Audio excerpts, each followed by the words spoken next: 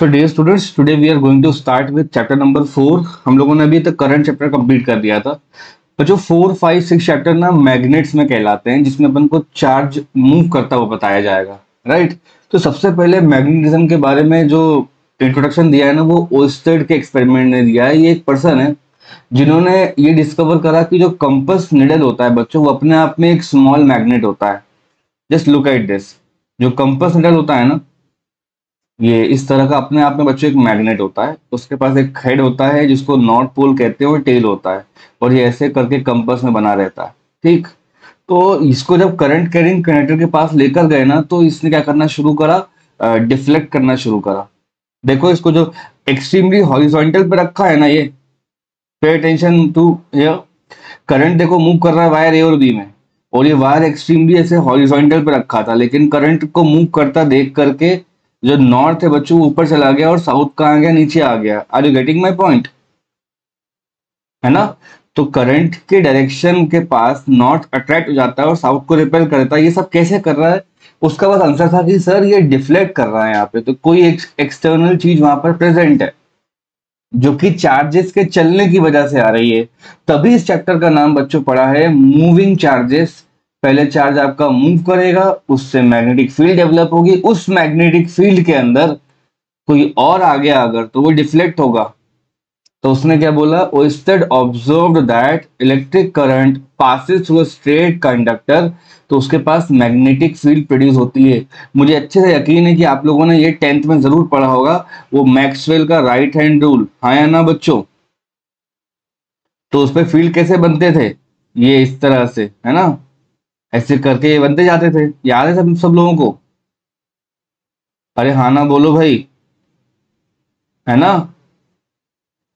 तो हम ये समझ के चलते हैं कि करंट जब कहीं कैरी करता है, तो आप यहाँ पे इसको राइट हैंड से चारों फिंगर्स को ऐसे रख के लाते थे, थंब लेके आते थे।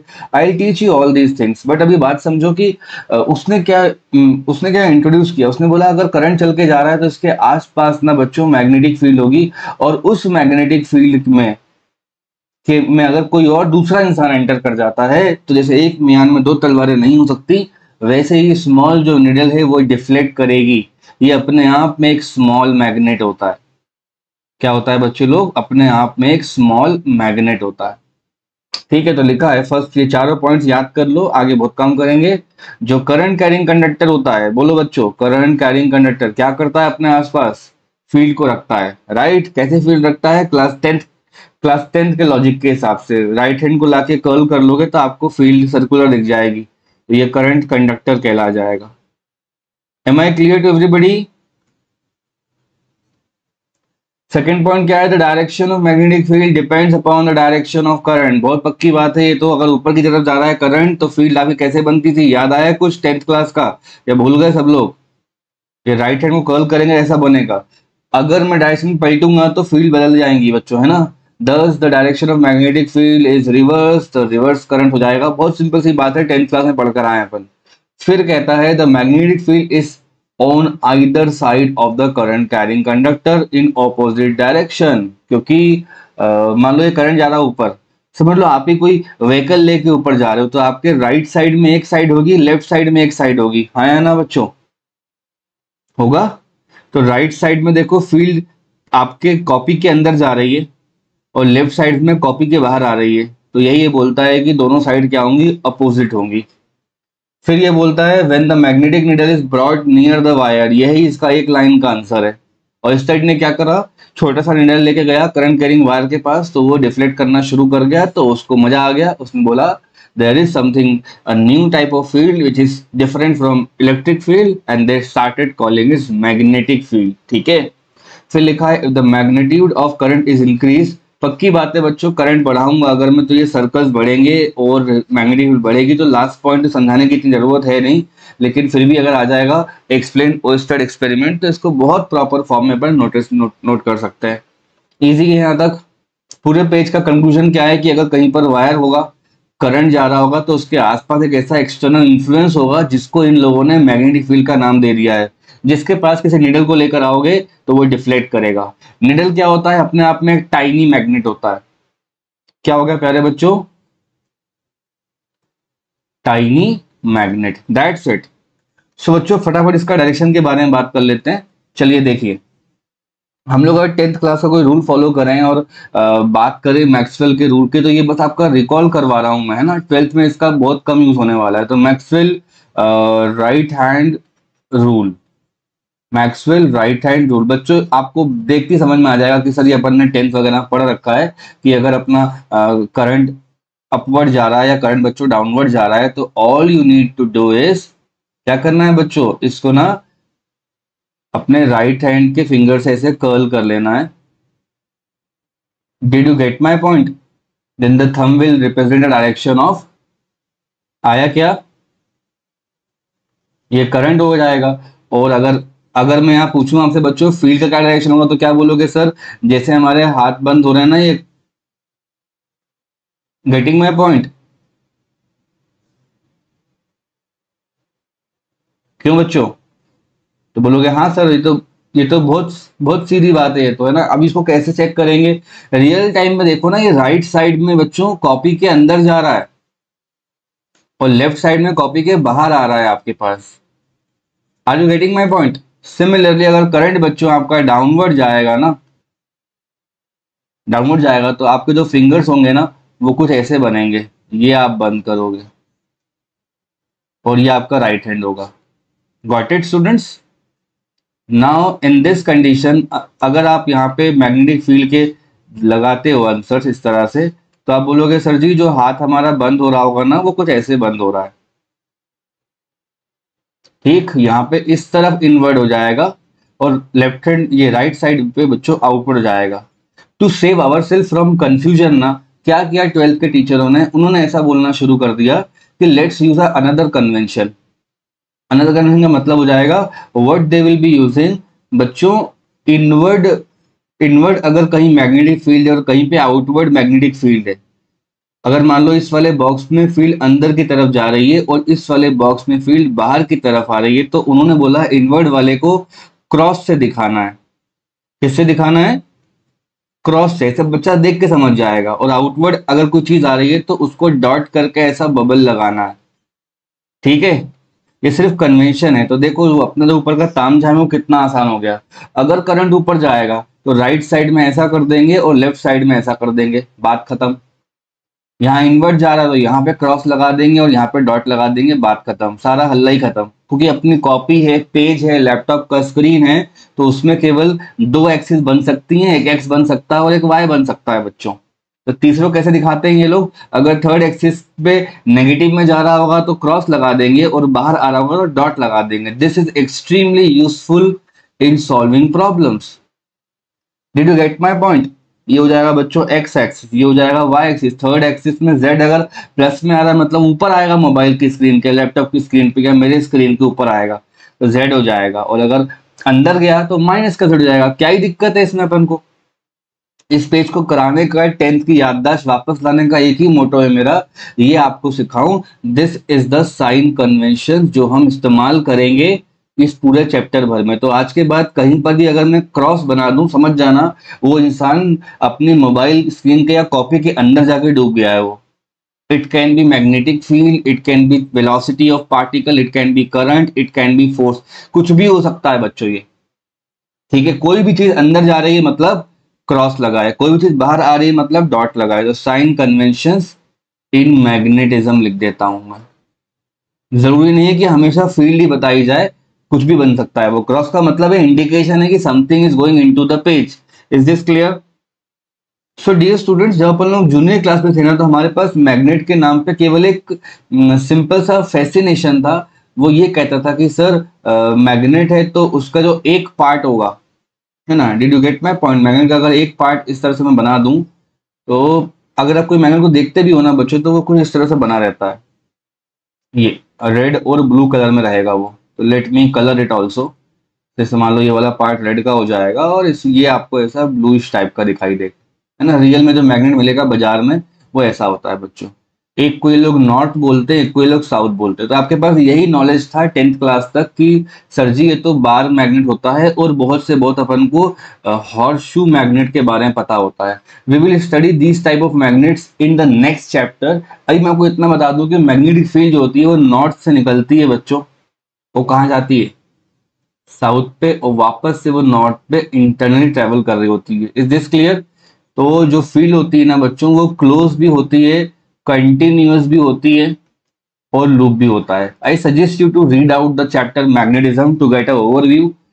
जूनियर क्लास का भी पढ़ लोगे ना तो इतना कुछ काम कर जाएगा। लेकिन इस चैप्टर में rather than using a magnet, what teacher will be using, teachers क्या कर रहे होंगे बच्चों, वो लोग एक वायर को लेके चल रहे होंगे ऐसे करके। उस वायर बेचारे के पास क्या होगा, करंट हो जाएगा। तो राइट साइड में फील्ड कैसी जाएगी, तो बोलोगे अंदर जा रही है। लेफ्ट में कैसी जाएगी फील्ड, तो बोलोगे सर जी बाहर आ रही है। आया क्या समझ में? अगर यहाँ से एक लूप बना दूंगा तो लूप आपको समझ में आ जाएगा, बोलोगे सर ये रहा लूप।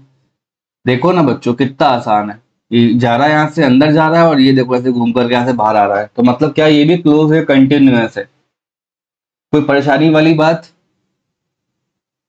थोड़ा जूनियर क्लास में अगर मैं चले जाऊं आपके साथ और बोलूं बेटा जो नॉर्थ लिखा होता है उस नॉर्थ को ऐसा बनाते हैं ना अपन लोग, तो बोलोगे यस सर बनाते हैं।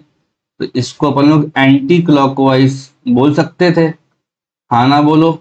बोलो बिल्कुल बोल सकते हैं। सिमिलरली साउथ को अपन कैसा देख सकते हैं, थोड़ा इसको ऐसा करके देख सकते हैं बच्चों। तो घूम कैसा रहा है ये, क्लॉकवाइज। अब बारी आती है आप लोगों के इमेजिनेशन की।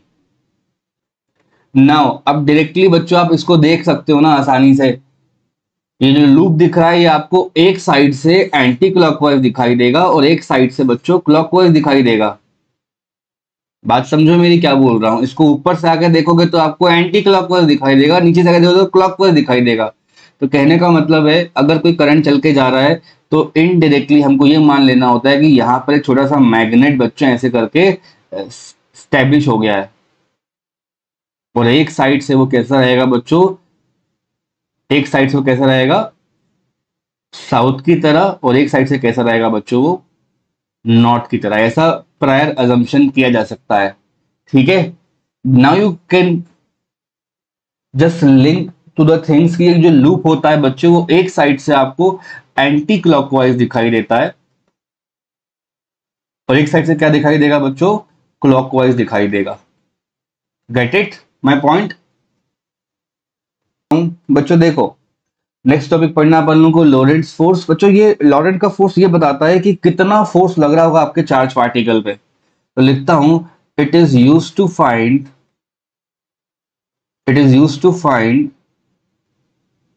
The magnetic force acting on a moving charge. जब चार्ज मूव कर रहा होगा तभी ये फोर्स एक्ट करता है। तो मेरे कहने का क्या मतलब है बच्चों, कोई मूविंग चार्ज होगा बच्चों, moving charge in an external magnetic field, ये भी अपन लिख सकते हैं यहाँ पे, in an external magnetic field. थोड़ा ध्यान देना बच्चों, है ना क्या कर रहा है टीचर यहाँ पे। लॉरेंट्ज फोर्स का एक बेसिक सा आइडिया ले लो आप लोग कि मान लेते हैं थोड़ी देर के लिए that you people are having x axis बन रहा है बच्चों ये, ठीक है देखा। सिमिलरली ये जेड एक्सिस थर्ड वाला बनाया मैंने और एक टॉप पे बनाया, है ना। ऐसा समझ लो बच्चों कि कोई चार्ज पार्टिकल है आपके पास और ये मूव कर रहा है। किस डायरेक्शन में मूव कर रहा है, तो बोलोगे सर ये डायरेक्शन इसका ये वाला हो जाएगा, ये इस डायरेक्शन की वेलोसिटी है इसकी, ठीक है।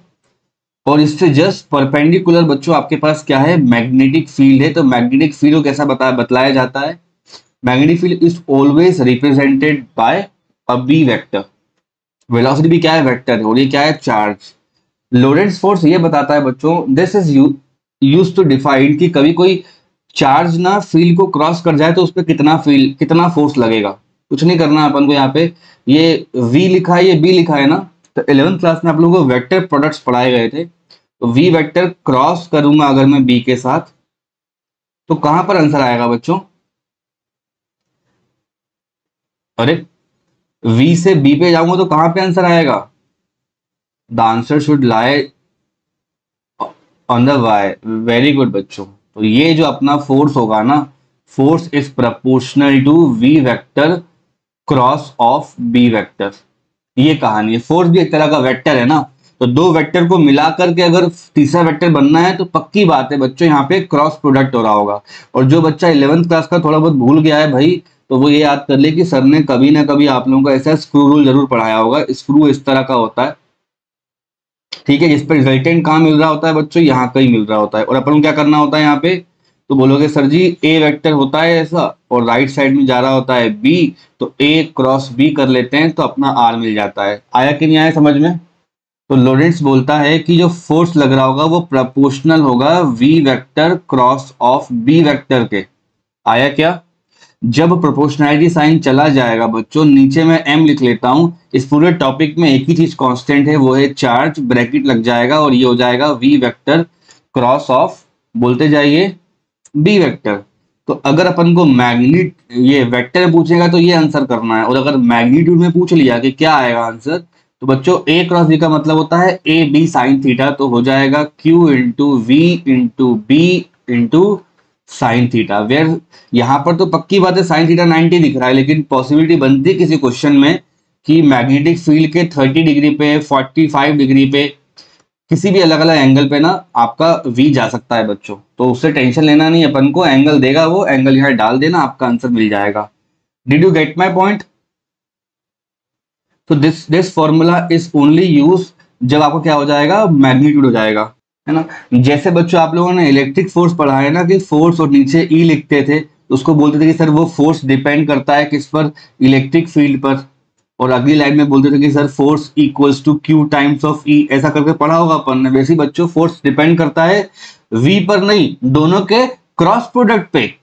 बात समझो, दोनों के क्रॉस प्रोडक्ट पे वेलोसिटी भी होनी चाहिए और क्रॉस करनी चाहिए बी को, तब अपना ये आंसर आ जाएगा। ये रहा इसका मैग्नीट्यूड और ये रहा इसका वेक्टर फॉर्म। इसे बोलते हैं अपन लोग लोरेंट्स फोर्स। बहुत सी बुकें में बोलेंगे कि जो चार्ज पर नेट फोर्स लग सकता है वो लग सकता है बच्चों electric force plus magnetic force. ठीक है, इलेक्ट्रिक फोर्स को बोलते हैं Q times of E vector, magnetic force को बोलते हैं Q times of V vector dot B vector. यहां से चार्ज को बाहर निकाल लो तो अंदर बच जाएगा बच्चों E plus V vector cross of B vector. Exam में आ गया तो चाहे तो आप सेकेंड लाइन में रुक सकते हैं बच्चों, और चाहे तो याददाश्त में है तो पूरा लिख सकते हैं। This is known as expression for Lorentz force. कोई डाउट? तो बच्चों देखो, अब ये एंगल का वर्ड इंट्रोड्यूस करते ही ना दिमाग बहुत इधर उधर भागने लगता है कि यार क्या हमेशा 90 डिग्री होगा, क्या हमेशा अलग अलग प्लेन पे हो, क्या हमेशा क्रॉस करेगा वो। तो बच्चों इसका ऐसे समझ सकते हो, मान लो इसके अलग अलग अगर मैं केसेस लिख के दूं, तो मान लो बच्चों हो सकता है कि जो थीटा होता है ना, ये पीछे वाले पेज पे लिख देता हूँ, यहाँ लिख लेता हूँ बच्चों, थीटा इज, ध्यान दें सब लोग, theta is angle between V vector and B vector. तो मान लो कभी जिंदगी में ऐसा हो गया कि मैग्नेटिक फील्ड सामने जा रही है, तो बोलोगे हाँ सर जा सकती है, और बच्चों जो वेलोसिटी वो भी सामने जा सकती है। Did you gate my point? Magnetic field भी सामने है और वेलोसिटी भी सामने है। कितना होगा इनके बीच का एंगल? हाँ, तो क्यू वी बी साइन 0, मतलब फोर्स कितना लगना चाहिए? बिल्कुल सही। और अगर अगर मान लो बच्चों आपको कोई ऐसा बोल दे कि भाई साहब जो फील्ड जा रही है वो सामने जा रही है और जो चार्ज भागा है वो पीछे भागा है, तो ये हो जाएगा मैग्नेटिक फील्ड और ये हो जाएगा वेलोसिटी। तो इस कंडीशन में थीटा कितना हो जाएगा बच्चों? 180 डिग्री का हो जाएगा। आया क्या? ये हो जाएगा Q into V into B, और साइन 180 डिग्री भी बच्चों 0 ही होता है। तो पैरेलल हो एंटी पैरेलल हो कोई फर्क नहीं पड़ता। सबसे अच्छा इंसान कब कहलाएगा? जब परपेंडिकुलर होगा, और उसका अपन को अभी पूरा ब्रॉड फॉर्म में मोशन पढ़ना है। ठीक है, दो तो मैंने आपको ऐसी बतला दी है कि वन वर्ड में या कोई वन सेंटेंस में रीजनिंग में आ गए तो क्या करना है अपन को। हमको इसको एक जनरल एंगल पर भी पढ़ना है बच्चों, और इसको 90 डिग्री पर भी पढ़ना है। 90 डिग्री वाला केस सर्कुलर मोशन में काउंट हो जाता है, जो हम अपने अगले लेक्चर में पढ़ लेंगे। ठीक है, because of shortage of time. और एक फोर्थ केस होता है जिसको थीटा एक जनरल वैल्यू होती है, थीटा इज जनरल वैल्यू, तो इसको बोलते हैं, जो ऑब्लिक करके इसका नाम होता है, या इसमें हेलिकल मोशन बनता है। मेरे यकीन मानिए इन दोनों में से कोई एक अल्टरनेट ईयर लगा ही रहता है आने के लिए। उन सबके पहले ये पता होना चाहिए कि जो फोर्स होगा बच्चों वो सिर्फ और सिर्फ कहाँ डिपेंड करेगा, वेलोसिटी और बी पे अलग अलग नहीं, उनके क्रॉस पे डिपेंड करेगा। Did you get my point? V होना चाहिए, बी होना चाहिए। देखो ना, फर्स्ट सेकंड केस में वी भी दोनों है, नॉन जीरो भी है, लेकिन भैया एंगल खराब हो गया होगा तो बेचारा फोर्स जीरो हो गया ना। इसका मतलब क्या है, एंगल का होना वहां बहुत जरूरी है। वेक्टर देखना है तो दोनों का परपेंडिकुलर होना बहुत जरूरी है। Are you getting my point बच्चों? क्या चल रहा है यहाँ पर? हाँ, थोड़ी बहुत थ्योरेटिकल बातें मैं कर देता हूं। जो फोर्स होता है बच्चों, है ना, जो फोर्स होता है वो मैक्सिमम हो जाता है जब आपका थीटा कितना हो जाए, 90 डिग्री हो जाए। तब फोर्स को अपन क्या बोलेंगे, तो बोलोगे sir ji Q into V into B से काम चल जाएगा। आ रहा है क्या? अब एक बात और सुनना है, मैं ये SI unit of magnetic field, SI unit of magnetic field, ये होती है बच्चों। मैग्नेटिक फील्ड को और कैसे लिख सकते हो, जरा सोच के देखो। अगर फोर्स का फॉर्मूला मैंने Q into V into B बोला है तो यहां से B कितना आ जाएगा, तो बोलोगे sir ji F divide by Q into V आना चाहिए, है ना? अरे यार, तो SI यूनिट जो उसकी होगी बच्चों वो तो ये हो जाएगी ना, न्यूटन में फोर्स आएगा तो उसका न्यूटन आ जाएगा, और चार्ज कितना होता है, कूलम, है ना। वेलोसिटी कितना हो जाता है, मीटर, और ऊपर क्या आ जाएगा बच्चों, सेकंड आ जाएगा। या तो चाहो तो ये लिख लो, लेकिन ना इसको एक ऑनर दिया गया है बच्चों, बहुत पॉपुलर ऑटोमोबाइल कंपनी है, उसको बोलते हैं ये लोग टेस्ला। ठीक है, वन मतलब ऐसा यूनिट टेस्ला हो जाएगा। और सीजीएस यूनिट बच्चों इसका होता है, CGS unit of magnetic field is Gauss, जिसका लॉ पढ़कर आते हो आप लोग। फिर बोलोगे सर सीजीएस तो बहुत छोटे यूनिट होते हैं, तो मैं बोलूंगा हाँ बच्चों, तो इनका जब कन्वर्जन करोगे ना तो आपको मालूम पड़ेगा कि 1 टेस्ला बराबर होता है 10⁴ गॉस। गॉस बहुत छोटी यूनिट है, उसका 10,000 गॉस बच्चों 1 टेस्ला के बराबर होंगे। गॉस इसलिए यूज करते हैं बच्चों, कॉमनली यूज करते हैं जब अर्थ की मैग्नेटिक फील्ड पढ़ाऊंगा मैं आपको अगले चैप्टर में, तो commonly used in earth magnetism, earth magnetism. और टेस्ला बहुत बड़ी यूनिट है, समझ लो ना, 10,000 रुपए 1 रुपए बन रहा है, ऐसा सोच लो आप लोग तो। ठीक है, तो 1 टेस्ला इज 10⁴ गॉस। ये भी अपन के दिमाग में होना चाहिए। There are so many things to tell, to write, to give notes of, but समझ लो कि आज सर ने ये बता दिया अपन को, लोरेंट्ज फोर्स के बारे में बता दिया है। अपना कल के लेक्चर का काम क्या रहेगा कि सर्कुलर मोशन कर लेना है, हेलिकल कर लेना है, और 2-3 बातें और पढ़ लेना है। यहाँ तक का ओके बच्चों?